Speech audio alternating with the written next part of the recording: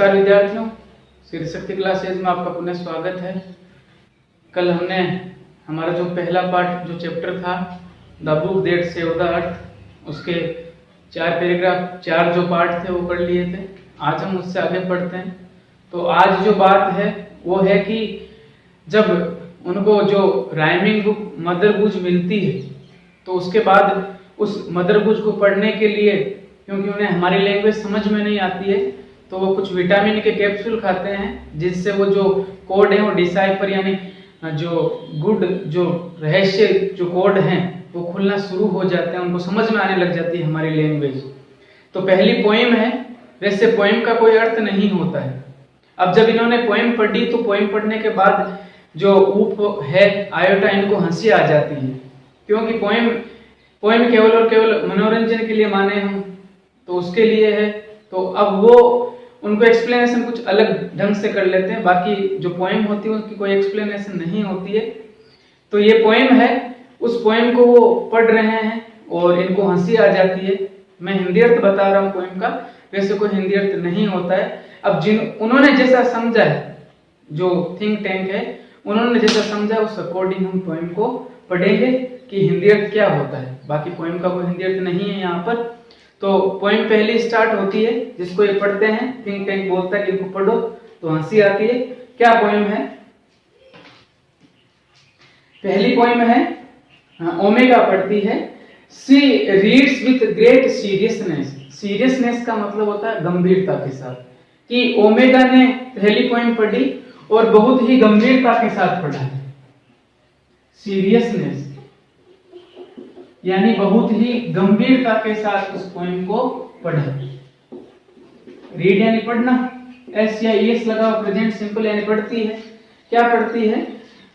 Mistress मेरी, हिंदी अर्थ नहीं है, मैं बता रहा हूं उन्होंने जैसा समझा। मिस्ट्रेस का मतलब होता है मालकिन, कि एक मेरी नाम की एक मालकिन है। क्वाइट कंट्रेरी, कंट्रेरी का मतलब होता है एकदम पूर्ण रूप से, बिल्कुल विपरीत में। तो कॉन्ट्रेरी का मतलब है विपरीत, क्वाइट का मतलब पूर्ण रूप से, कि मालकिन जो मेरी है वह एकदम पूर्ण रूप से विपरीत में, कोई अर्थ नहीं निकल रहा है। How does your garden grow, grow यानी बढ़ना, कि मिसेज मेरी है, जो मिस्ट्रेस मेरी है, उनको पर्सन पूछा कि आपके जो पूर्ण विपरीत में जो गार्डन है वो किस प्रकार से ग्रो हुआ, कैसे बढ़ा। तो जब इसको ये प्रश्न पूछा गया है, ये केवल पोएम है, पोएम में प्रश्न पूछा गया है कि कैसे बढ़ा है, तो उसने आंसर दिया कि मेरा जो गार्डन है वो किस प्रकार से बढ़ा।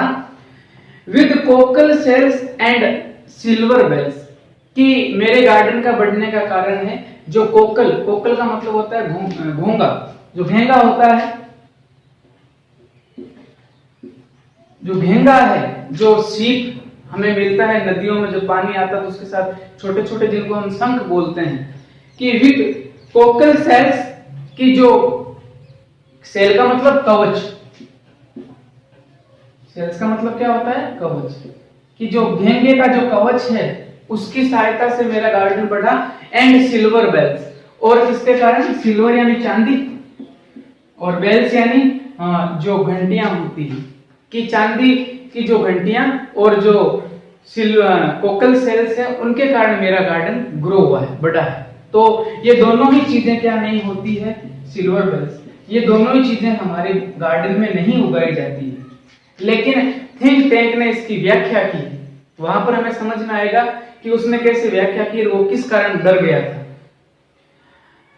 And pretty maids all in a row, और उसने कहा कि मेरी जो सुंदर मेड है, नौकरानियां, जो मेड्स है, नौकरानियां, उनको मैंने सबको,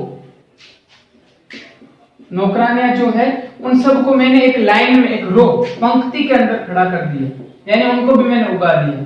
तो हम अपने शब्दों में बात करें तो इसका कोई अर्थ नहीं है कि जो नौकरानियां यानी कि ये तो कोई जो प्राणी है, ये स्त्रियां हैं, वो उगती नहीं है।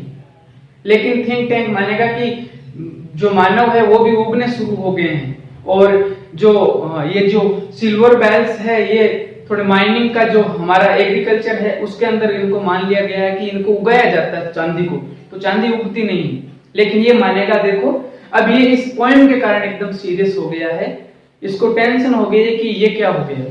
तो अब आगे क्या होता है, उस चीज को क्या मानता है, हाँ ऊब को हंसी आ जाती है, हा हा हा हंसते हुए कहता है इमेजिन दैट, कि सर कल्पना करो, इमेजिन यानी कल्पना करना, प्रीटी मेड्स ग्रोविंग इन ए गार्डन, ग्रोविंग का मतलब उगना, कि देखो पृथ्वी पर तो जो सुंदर सुंदर, प्रीटी का मतलब होता है सुंदर, कि सुंदर सुंदर नौकरानियां भी उगने लग गई, इसको हंसी आ जाती है। लेकिन थिंक टैंक बेवकूफ आदमी है, ये अपनी तरफ से एक्सप्लेनेशन करता है, क्या कहता है, थिंक टैंक अलार्म, अलार्म का मतलब होता है चेतावनी देते हुए, यानी थोड़ा सीरियस हो गया वो, स्टॉप कहता है रुक जा, अभी हंसने का टाइम नहीं है। हाँ, this is no time for levity, levity का मतलब होता है मजाक करना, कि अभी चंचलता, मजाक, कि अभी मजाक करने का समय नहीं है, हंसने का समय नहीं, तुझे पता नहीं, मैं तेरा लीडर हूं, मुझे पता चल गया कि इनकी ये लैंग्वेज है वो क्या कह रही है। देखो एक्सप्लेनेशन कर रही है, जो सॉरी कर रहा है थिंक टैंक, कैसे कर रहा है, mistress Mary quite contrary, how does your garden grow with pretty with cockle shells and silver bells and pretty maids all in a row. ये केवल पोएम थी, अब इनको इसने पूरा का पूरा एक्सप्लेन किया है अपने शब्दों में। कह रहा है डोंट यू रियलाइज, क्या तुमने महसूस नहीं किया है, क्या तुम्हें महसूस नहीं हो रही है, द सीरियसनेस, सीरियसनेस का मतलब गंभीरता, किसकी, ऑफ दिस डिस्कवरी, डिस्कवरी का मतलब खोज, कि अभी जो ये खोज हुई है, कौन सी खोज हुई है, इस किताब को पढ़ने की, इस किताब को पढ़ने की जो खोज है, इसकी तुझे सीरियसनेस का पता नहीं है। तू अभी एक सार्जेंट के पद पर है, हवलदार ही है तू, तुझे पता नहीं है कितनी बड़ी बात हो गई है, बात इसलिए तू हंस रहा है। ये जब एक्सप्लेन कर रहा है, द अर्थलिंग्स, अर्थलिंग्स का मतलब पृथ्वी के लोग, अर्थलिंग्स यानी पृथ्वी के जो लोग हैं, हैव डिस्कवर्ड, वे खोज चुके हैं, हैव प्लस वर्ब के थर्ड फॉर्म, खोज चुके हैं, क्या खोज चुके हैं, हाउ टू कंबाइन, हाउ यानी कैसे, कंबाइन यानी जोड़ना, मिश्रण करना, कि कैसे मिलाया जाता है, किस किस को, एग्रीकल्चर एंड माइनिंग, एग्रीकल्चर का मतलब होता है कृषि, और माइनिंग का मतलब होता है जो खान में से खोद कर निकालते हैं, सोना वगैरह जो चांदी है वो खान में से निकलती है। तो अब इसने माना है कि देखो एक एग्रीकल्चर कृषि को और माइनिंग को पृथ्वी के लोगों ने, जो पृथ्वीवासी हैं उन्होंने ऐड कर लिया है, ये आपस में जोड़ना सीख लिया है, कि है ना चांदी को उगाना सीख गए हैं, हम नहीं सीखे, लेकिन ये मानता है उस पोएम के पीछे कि चांदी भी आजकल माइनिंग का जो कार्य है, जो कोकल सेल्स हैं उनको भी उगाना जान गए हैं कृषि के अंदर, किसके अंदर, कृषि में, कि चांदी के भी बीज आने लग गए हैं, नहीं आते हैं रियल में तो ये है, लेकिन ये मान रहा है। दे कैन एक्चुअली, एक्चुअली का मतलब वास्तव में, दे किसके लिए आया है, हम पृथ्वीवासियों के लिए, they can grow crops, crops का मतलब फसलें, किसकी, ग्रो यानी उगा सकते हैं, क्या उगा सकते हैं, क्रॉप्स यानी फसल, किसकी, ऑफ रेयर मेटल्स, रेयर का मतलब दुर्लभ, कि जो चांदी वगैरह मेटल है, ये जो धातुएं हैं, जो धातु है, कैसी धातु है ये, रेयर, रेयर यानी दुर्लभ, दुर्लभ धातुओं को उगाना जान गए, इनको चांदी उगानी आ गई, चांदी हमने भी नहीं सीखी, इन्होंने सीख ली, सीखी हमने भी नहीं, लेकिन ये एक्सप्लेन कर रहा है कि चांदी उगती, सच एज सिल्वर, जैसे कि कौन सा मेटल है, सिल्वर है, उसको उगाना जान गए, सिल्वर चांदी को उगाना जान गए। बताओ बहुत खतरनाक है ये है तो हमसे, मैंने इनको वैसे ऐसे ही प्रिमिटिव बोल दिया था कि ये तो पिछड़े हुए हैं, पिछड़े हुए नहीं, ये तो बहुत खतरनाक आदमी। एंड कोकल सेल्स, और किसको उगाना जान गए हैं, जो घोंगे का जो कवच है उसको, यानी जो शंख वगैरह आते हैं छोटे छोटे सीप, उनको भी उगाना जान गए। ये भी तो नदियों की सहायता से आते हैं, उगते नहीं है, लेकिन ये एक्सप्लेन कर रहा है अपनी तरफ से, व्याख्या कर रहा है। They can grow high explosive, explosive का मतलब होता है विस्फोटक सामग्री, हाई यानी उच्च, कि इसका मतलब तो ये जो पृथ्वी के लोग हैं ये विस्फोटक सामग्री भी उगा सकते हैं, हम तो तैयार करते हैं, अब इनको तो बम वगैरह उगाने भी आ गए, यानी ये तो हमसे बहुत ज्यादा आगे हैं, प्रिमिटिव नहीं, ये तो बहुत खतरनाक निकले। दे कैन यानी वे क्या कर सकते हैं, ग्रो उगा सकते हैं, क्या उगा सकते हैं, आगे आंसर है हाई एक्सप्लोसिव, यानी कि जो उच्च श्रेणी के जो विस्फोटक सामग्रियां हैं उनको इन्होंने उगाना जान लिया है। ठू भी, यानी इनको भी उगाना इन्होंने जान लिया है। नूडल डर जाता है एक पोएम के कारण। वैसे पोएम का इसका कोई मतलब नहीं है, ऐसा कुछ नहीं होता है, लेकिन ये डर जाता है। Contact our invasion fleet, fleet का मतलब जो नाव और जहाज का जो बेड़ा होता है, इन्वेजन का मतलब आक्रमण करने वाला, कि हमने जो आक्रमण करने के लिए जो बेड़ा तैयार किया था, फ्लीट यानी बेड़ा, कि जैसे ही हम उनको आदेश देंगे चलो आक्रमण करो पृथ्वी पर, अब उनसे पहले संपर्क करते हैं कि नूडल अभी संपर्क कर, पृथ्वीवासी हमसे बहुत आगे हैं। यानी कहने का मतलब है ये चाहता है कि अब एक बार हमें पृथ्वी के ऊपर क्या नहीं करना है, आक्रमण नहीं करना है, क्योंकि इनके पास जो हाई एक्सप्लोजिव बम वगैरह, मिसाइल, ये सब चीजें इनको उगा नहीं आती है। उगा हम नहीं जानते, लेकिन वो मान रहा है। तो नूडल कहता है कि जब इन्वेजन ऑफ फ्लीट को संपर्क करने के लिए कहा जाता है तो नूडल कहता है दे आर रेडी, वे तैयार है। कौन तैयार है? जो कौन आक्रमण करने वाला जो बेड़ा है, फ्लीट है, वो तैयार है किसके लिए? टू गो डाउन, नीचे जाने के लिए। किस तरह? आप तो आदेश करो, अभी उनको नीचे भेज दूंगा आक्रमण करने के लिए। And take over, take over का मतलब अधिकार करना, किसके ऊपर? अर्थ, सर पृथ्वी पर नीचे जाने के लिए वो तैयार है और पृथ्वी को अपने अधिकार में कर लेंगे, वो तो तैयार है, आप बस आदेश करो। अब तो थिंक टैंक कहता है टेल देम टू होल्ड, उन्हें कहो कि अब थोड़ा रुक जाएं, अभी नहीं जाना है नीचे। टेल देम, उस आक्रमण करने वाले बेड़े को इंफॉर्मेशन दो, उन्हें सूचित करो। देम न्यू इंफॉर्मेशन, की एक नई जानकारी हमें मिली है। हेज कम टू अस, हमें मिली है किसके बारे में? अबाउट अर्थ, पृथ्वी के बारे में हमें जानकारी मिली है।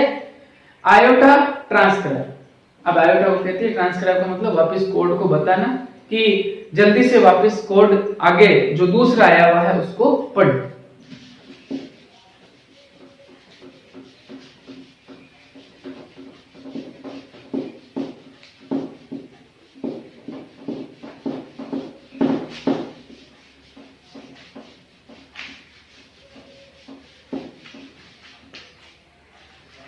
यानी ये कह रही है कि अब आगे अगला जो गुड रहस्य है, जो गुड नंबर है, जो गुड संख्या लिखी हुई है, अंक लिखे हुए हैं, जो बातें लिखी हुई, शब्द लिखे हुए हैं, उन सब को तू वापस एक और पढ़, हमें और पता चलेगा पृथ्वी के लोगों के बारे में।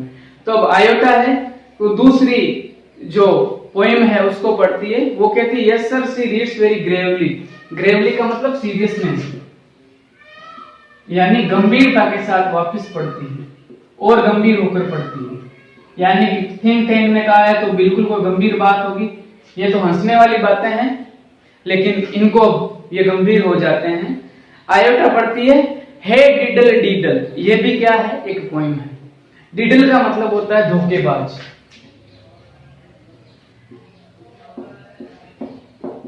डिडल का मतलब क्या होता है? धोखेबाज। यानी पोएम है, ये भी पूरी पोएम पढ़ रहा हूं। Hey diddle diddle the cat and the fiddle, the cow jumped over the moon, the little dog laughed to see such sport, and the dish ran away with the spoon।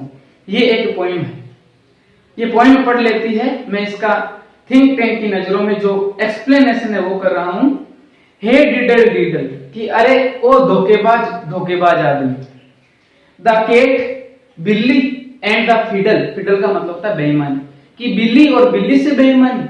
अरे धोखेबाज आदमी बिल्ली और बिल्ली से बेईमानी कर रहा है, यानी हिंदी अर्थ कुछ नहीं है। The cow jumped over the moon, कि जो काउ है, जो गाय है, वो चांद के ऊपर से कूद गई। गाय कभी भी नहीं कूदती है, लेकिन ये मान रहा है, ये एक्सप्लेन करेगा अपने शब्दों में, आगे लिखा हुआ भी है। The little dog laughed to see such sport, और इतना ये जो छोटा सा ये जो स्पोर्ट है, ये जो खेल है, कौन सा खेल है? कि एक गाय है, वो किसके ऊपर से कूद गई है?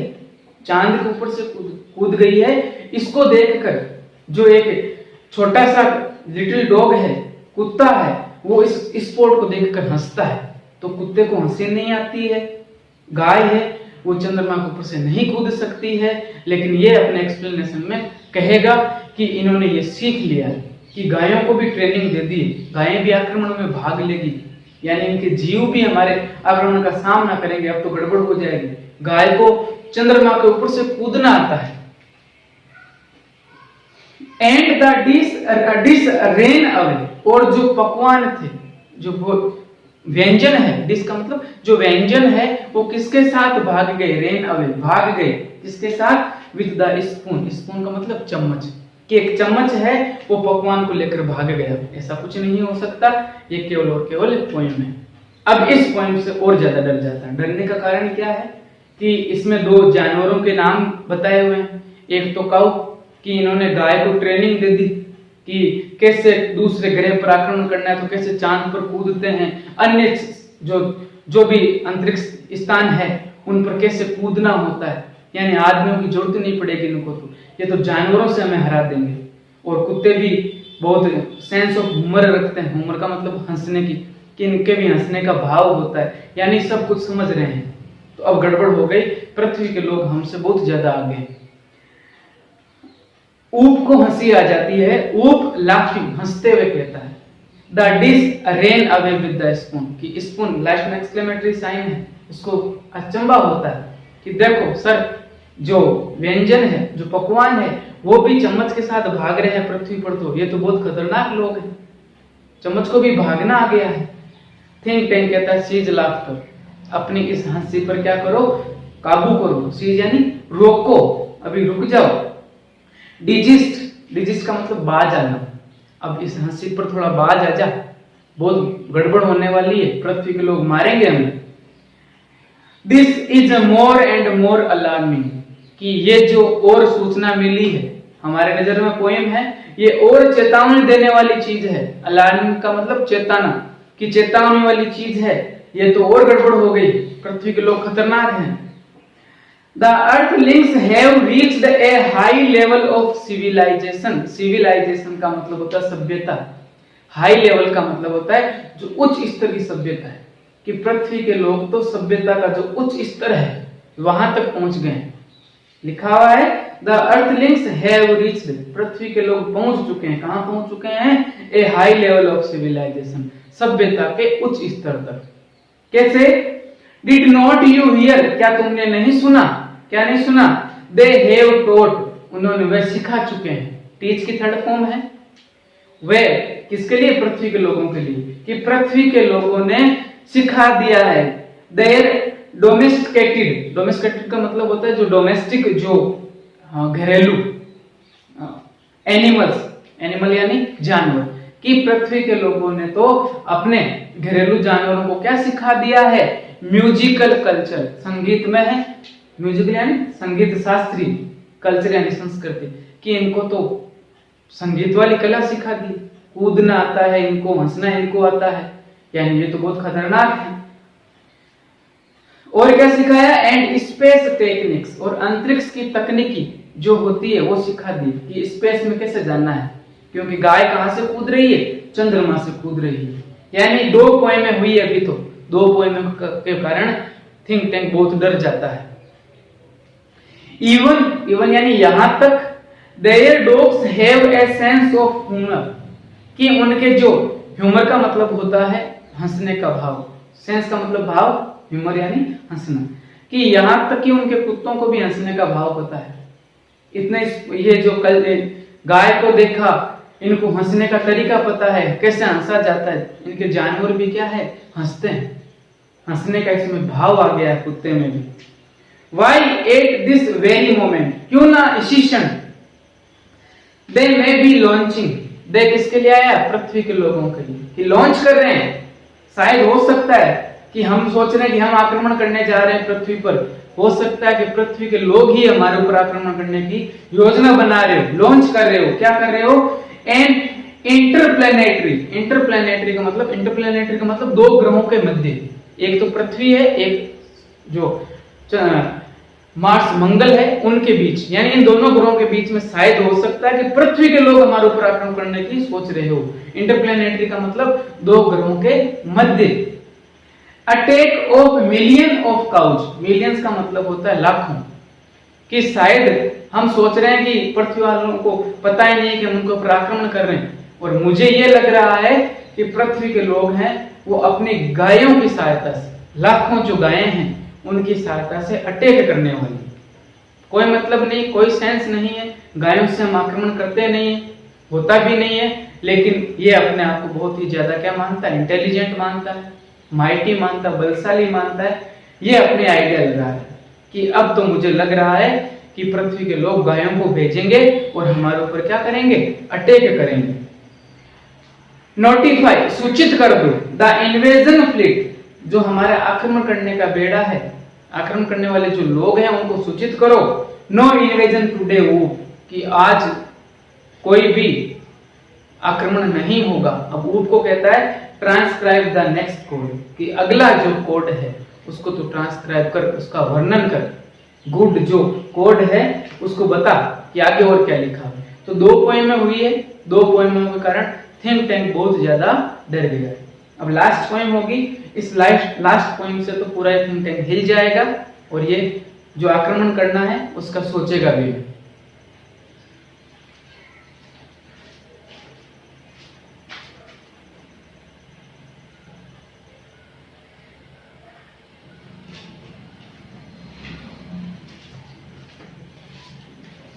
अब अंतिम जो पोएम है वो कौन पढ़ेगा, ऊप पढ़ेगा।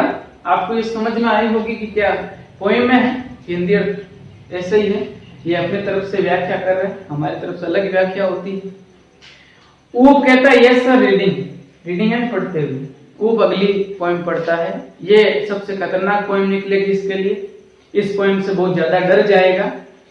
Humpty Dumpty set on the wall, कि हम्प्टी डम्प्टी कहां बैठा हुआ है, एक वॉल के ऊपर बैठा हुआ है। केवल और केवल पोएम है। Humpty Dumpty had a great fall, great fall का मतलब बहुत धड़ाम से गिरना, जोर से गिरता है। दीवार पर बैठा हुआ है हम्प्टी डम्प्टी, वो वहां से क्या करता है, नीचे गिरता है जोर से। ऑल द किंग्स हॉर्सेस, जितने भी राजा के घोड़े थे, एंड द किंग्स मैन, और राजा के जितने भी आदमी थे, can not put Humpty Dumpty together again, वो वापस हम्प्टी डम्प्टी को एक साथ नहीं जोड़ सके। यानी हम्प्टी डम्प्टी नाम का एक लड़का जो ऊपर बैठा हुआ था वो धड़ाम से जोर से नीचे गिरता है। अब इसमें क्या है, इस पोएम के साइड में एक चित्र बना हुआ है। जो चित्र है वो चित्र, जो सिर है उस चित्र में, क्योंकि पोएमों में हमारे जैसा चेहरा नहीं आता है, कार्टून वगैरह वैसे ही आते हैं, तो वो चित्र लगभग किससे मिल रहा है, जो हमारे महाशय हैं थिंक टैंक साहब, इनके जैसा उनका सिर है। तो ये मान लेता है थिंक टैंक कि ये हम्प्टी डम्प्टी जो है वो मैं ही हूं, इन्होंने मेरा नाम क्या रखा है, हम्प्टी डम्प्टी। और हम्प्टी डम्प्टी दीवार पर बैठा हुआ है, जोर से नीचे गिरता है। राजा के जितने भी आदमी थे, जितने भी घोड़े थे, वो वापस से उस हम्प्टी डम्प्टी को जोड़ नहीं सके। कहने का मतलब उसको मार दिया, मर गया हम्प्टी डम्प्टी। तो अब इसको ये लगता है कि जो पृथ्वी के लोगों ने मेरी फोटो खींच ली, ये मैं सोच रहा हूं कि मैं चुपके काम कर रहा हूं, ऐसा कुछ नहीं है। पृथ्वी के लोगों ने मेरी फोटो ले ली है और अब ये गड़बड़ करने वाले हैं, ये मेरे को मारकर छोड़ेंगे।